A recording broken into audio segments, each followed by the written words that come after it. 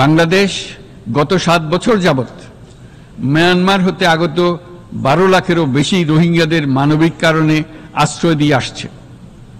এর ফলে আমরা বিরাট সামাজিক, অর্থনৈতিক, পরিবেশগত ক্ষতির সম্মুখীন হচ্ছি।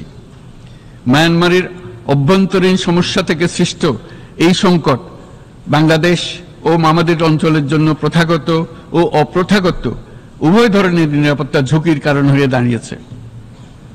মিয়ানমার থেকে বাংলাদেশে বলপূর্বক বাস্তুচ্যুত রোহিঙ্গাদের সহায়তা করতে আমরা অঙ্গীকারবদ্ধ।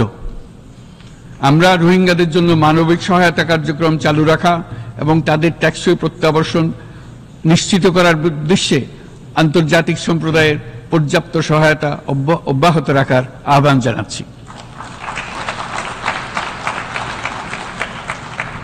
রোহিঙ্গাদের সাথে সংগঠিত হওয়া ব্যাপক ভিত্তিক মানবাধিকার লঙ্ঘনের জন্য আন্তর্জাতিক বিচার আদালত এবং আন্তর্জাতিক অপরাধ আদালতে চলমান বিচার প্রক্রিয়ার মাধ্যমে ন্যায় বিচার নিশ্চিত করাও সমানভাবে গুরুত্বপূর্ণ। রোহিঙ্গারা যাতে নিজ দেশে স্বাধীন এবং মর্যাদাপূর্ণ জীবন যাপন করতে পারে সেই লক্ষ্যে অনুকূল পরিবেশ তৈরিতে জাতিসংঘ অন্যান্য আন্তর্জাতিক প্রতিষ্ঠানের ধারাবাহিক প্রচেষ্টার প্রশংসা দাবিদার। এই লক্ষ্যে রোহিঙ্গারা যাতে পর্যাপ্ত নিরাপত্তা ও অধিকার নিশ্চিত করে তাদের নিজ ভূমি রাখাইনে ফিরে যেতে পারে তার পথ সুগম করা অত্যন্ত দরকার।